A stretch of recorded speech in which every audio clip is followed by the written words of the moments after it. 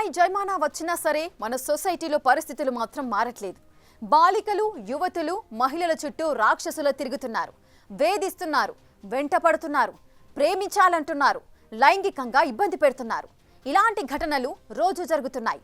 కొందరు ధైర్యంగా ఎదుర్కొంటున్నారు, ఇంకొందరు మౌనంగా కుమిలిపోతూ తనువే చాలిస్తున్నారు. డాడీ ఏజ్ పెరుగుతుంది, మమ్మీ హెల్త్ బాగాలేదు, అన్న కోపం ఎక్కువ, ఇవన్నీ చెప్పి ఇంట్లో డిస్టర్బెన్సెస్ చేయొద్దు, నేనే సాల్వ్ చేసుకుంటా అన్నది. ఇది లాలగూడలో సూసైడ్ చేసుకున్న డిగ్రీ స్టూడెంట్ మౌలిక తండ్రి ఆవేదన. నాన్నకు ఏజ్ పెరుగుతోంది, అమ్మకు హెల్త్ బాలేదు. ఈ పరిస్థితుల్లో తనకు కాలేజ్లో ఎదురవుతోన్న వేధింపుల గురించి చెప్పి వారిని ఇంకా ఇబ్బంది పెట్టడం ఎందుకు అనుకుంది. చివరికి ఉరేసుకుని చనిపోయింది. తల్లిదండ్రులకు తీరని శోకాన్ని నింపింది. ఎంతటి విషాదమిది! పని ప్రదేశంలో వేధింపులు, సోషల్ మీడియాలో వేధింపులు, ఉద్యోగం కోసం వేధింపులు, సినిమా అవకాశాల పేరుతో వేధింపులు, ఇంటా బయట వేధింపులే. ఇలాగైతే బాలికలు, యువతులు, మహిళలు ఎలా బతికేది? చుట్టూ రాక్షసులే ఉంటే ఆడపిల్లలు ముందడుగు వేసేదెప్పుడు? మౌనంగా భరిస్తూ వెళితే సమాజం ఇంకా భయపెడుతూనే ఉంటుంది. అపర కాళిలా ఎదురు తిరిగితేనే దారికొస్తుంది సమాజం. ఈ టాపిక్ ఎందుకంటే ఇక్కడ కనిపిస్తున్న ఈ యువతి పేరు మౌలిక. ఉండేది లాలగూడ. తార్నాక రైల్వే డిగ్రీ కాలేజ్లో సెకండ్ ఇయర్ చదువుతోంది. రిటైర్డ్ రైల్వే ఉద్యోగి కుమార్తె ఈమె. మౌలిక చాలా యాక్టివ్.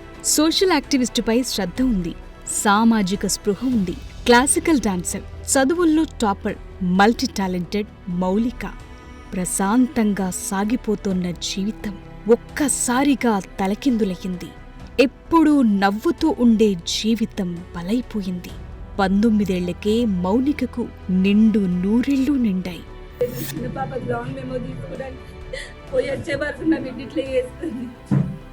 నా బిడ్డ ఇట్లా అయ్యిందని ఫోన్ వస్తే నేను రైల్వే హాస్పిటల్ పోయినాను. ఏమి ఇన్ఫర్మేషన్ లేదు, కాలేజ్ నుంచి వచ్చింది, బిడ్డని తీసుకొచ్చినాము, మంచిగా ఉంది రా బిడ్డ అంటే నేను రెస్ట్ తీసుకుంటామమ్మ అంటే నేను నా భర్త పోయినాము. లాంగ్ మెమో తీసుకొని పోయినాము. వచ్చాక అర్ధ గంటలో నా బిడ్డ శవం అయిపోయింది. ఏమైంది ఏమి డీటెయిల్స్ ఏం తెలియదు మాకు. మేమంతా చాలా షాక్లు ఉన్నాము. నా బిడ్డ ఇట్లా అసలు మేమే అనుకోని ఇట్లా చేస్తుందని. నా బిడ్డ టాపర్ అన్నిట్లా, నా బిడ్డ క్లాసికల్ డాన్సరు, చదువులో నా బిడ్డ. మౌలిక జీవితంలో విలన్ ఎంటర్ అయ్యాడు. యాక్టివ్గా కనిపించటమే ఈమె చేసిన నేరమయ్యింది. నలుగురితో కలివిడిగా మాట్లాడటమే శాపమయ్యింది. మాణికేశ్వర్ నగర్కు చెందిన అంబాజీ అనే యువకుడు కొన్ని నెలల క్రితం మౌలిక చదివే కాలేజ్లోనే వాలీబాల్ కోచ్గా జాయిన్ అయ్యాడు. కొద్ది రోజులుగా అతడు మౌలికను ప్రేమ పేరుతో వేధిస్తున్నాడంటున్నారు. దీంతో మనస్తాపానికి లోనైన మౌలిక బుధవారం సాయంత్రం ఇంట్లో ఎవరూ లేని టైంలో ఫ్యాన్కు ఉరేసుకుని సూసైడ్ చేసుకుంది. తండ్రి ఫిర్యాదుతో కేసు నమోదు చేశారు లాలగూడ పోలీసులు. ఇంకా వాళ్ళ వచ్చిన ఫ్రెండ్స్ కాలేజ్ వాళ్ళు ఏం చెప్తున్నారంటే ఇట్లా 6 months 1 year నుంచి ఎవరు అంబాజీ లక్కీ అంట వాడి పేరు, ఇట్లా ఎంట పడుతున్నాడు, హరాస్ చేస్తున్నాడు అని చెప్పినాడు. వాడు ఇక్కడ మాణికేశ్వర్ నగర్ లో ఉంటాడంట. వాడు హరాస్ చేస్తున్నాడు, ఎంట పడుతున్నాడు అని చెప్పినాడు. వాళ్ళ ఫ్రెండ్స్ అడుగుతున్నాడు. కంప్లైంట్ ఇచ్చి వచ్చినాం పోలీస్ స్టేషన్ లో, వాడి డీటెయిల్స్ ఇచ్చినాము, చేస్తాను. మౌలిక ఘటన ఈ తరం అమ్మాయిలకు చాలా పాఠాలు నేర్పుతోంది. 19 ఏళ్లు, డిగ్రీ సెకండ్ ఇయర్. వేధిస్తుంటే మౌనంగా భరించటమెందుకు? ఒక్కరుగా కుమిలిపోవటమెందుకు? లోపల నలిగిపోవటమెందుకు? మనసు కష్టపెట్టుకోవటమెందుకు? ఆత్మహత్య చేసుకునే ధైర్యంలో 1% పాజిటివ్గా ఆలోచించిన మౌలిక ఇప్పుడు మన మధ్య బతికి ఉండేది. వేధించిన వ్యక్తికి ఏది జరగాలో అది జరిగి ఉండేది. కాని అలా జరగలేదు. విధి మౌలిక జీవితాన్నే బలి తీసుకుంది. ఎందుకోగాని ఆమెకు ఏది ధైర్యాన్నివ్వలేకపోయింది.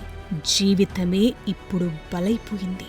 ఆ రోజు పాప 4 గంటలకు ఆ టైంలో ఫోన్ చేసింది, డాడీ పికప్ చేసుకుని. ఎందుకంటే నా కూతుర్ని చిన్నప్పటి నుంచి కూడా కేజీ నుంచి ఇప్పుడు డిగ్రీ వరకు ఈ మధ్య జరుగుతున్న ఇన్సిడెంట్స్ని బట్టి ఏ ఆటోలో కానీ బస్సులో కానీ పంపించే సాహసం చేయలేదు. అంత అపరూపంగా పెంచుకోలేదు ఆ బిడ్డని.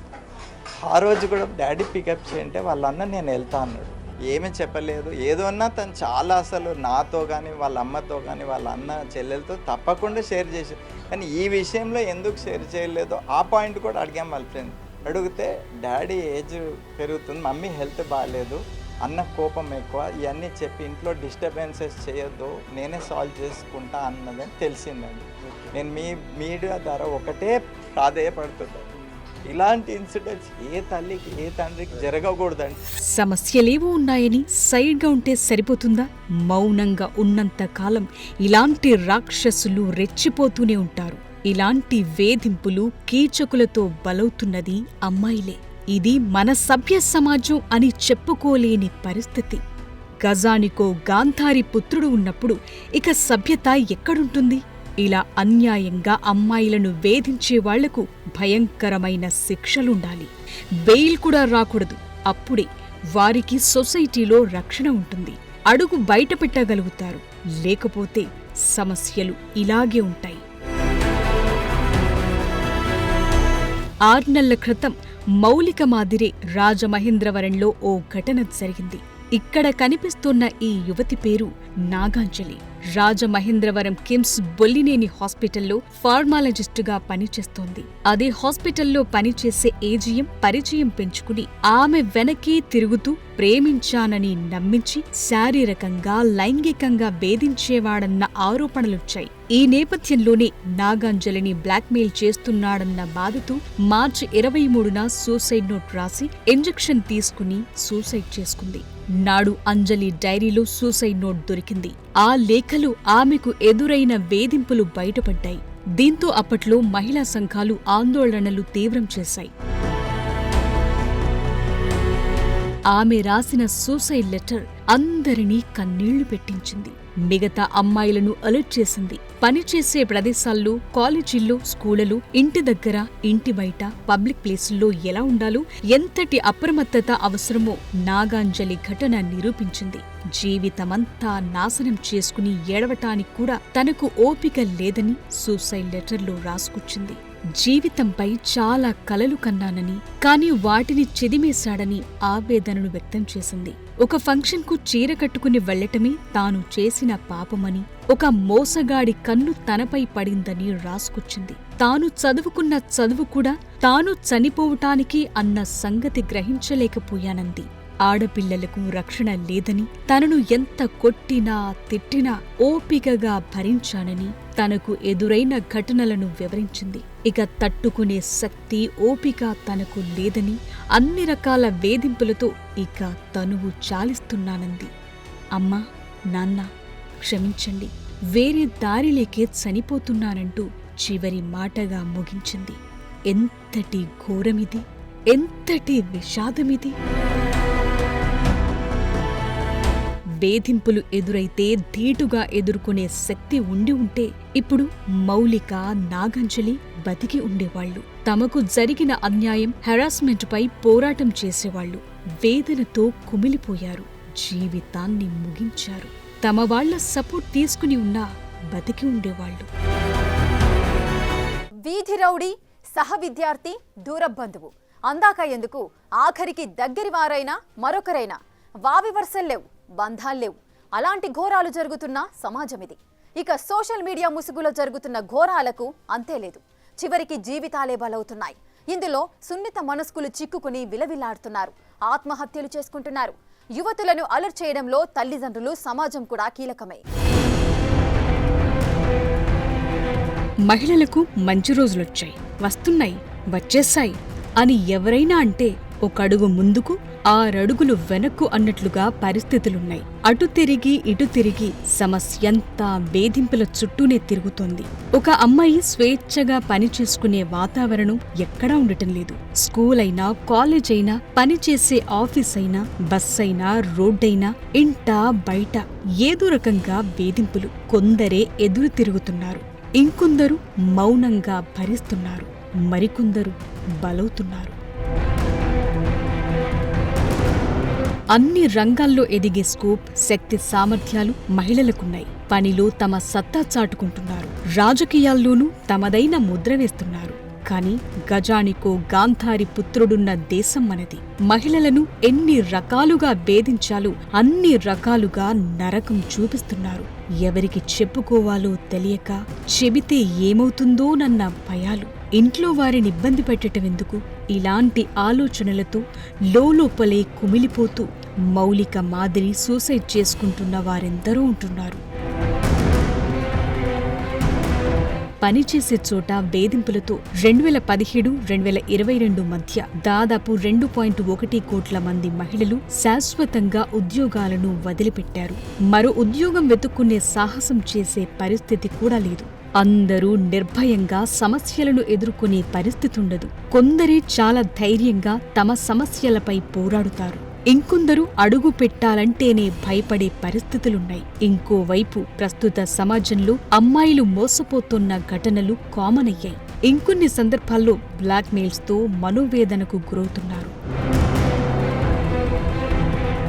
తల్లిదండ్రులు ఎన్నో ఆశలతో పిల్లల్ని చదివిస్తున్నారు. లైఫ్ బాగుండాలని కోరుకుంటారు. అలాంటిది ఎవరైనా వేధిస్తున్నారంటే ఊరుకుంటారా? అందుకే ఎవరైనా సరే సమస్యల్ని ఇంట్లో ధైర్యంగా చెప్పుకోవాలి. ప్రతి సమస్యకు ఏదో ఒక పరిష్కారం ఖచ్చితంగా ఉండి తీరుతుంది. ఆ విషయాన్ని గ్రహించాలి. స్నేహాల ముసుగులో నేటి సమాజంలో చాలా ఆకృత్యాలు అమ్మాయిల జీవితాలను ప్రశ్నార్థకం చేస్తున్నాయి. నమ్మితే నట్టేటా ముంచే ఘటనలు పెరుగుతున్నాయి.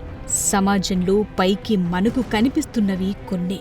ఇక సోషల్ మీడియాలో పరిచయాలను నమ్మకపోవటమే మంచిది. చాటింగ్లతో మొదలైన స్నేహాలు బ్లాక్మెయిల్ చేయటం దాకా వెళుతున్నాయి. చివరకు స్నాప్చాట్ వంటి యాప్స్తో లొకేషన్ తెలుసుకుని మరీ అఘాయిత్యాలు చేస్తున్న కేసులు ఇటీవలి కాలంలో చాలా వెలుగు చూశాయి. ఫేస్బుక్, ఇన్స్టా పరిచయాలు యువతుల మెడకు చుట్టుకుంటున్నాయి. నమ్మకంగా ఉంటూనే నట్టేటా ముంచే వ్యక్తులు ఈ సమాజంలోనే మన మధ్య తిరుగుతున్నారు. తల్లిదండ్రులు కూడా ఇలాంటి వాటిపై అమ్మాయిల్లో అవగాహన పెంచాలి.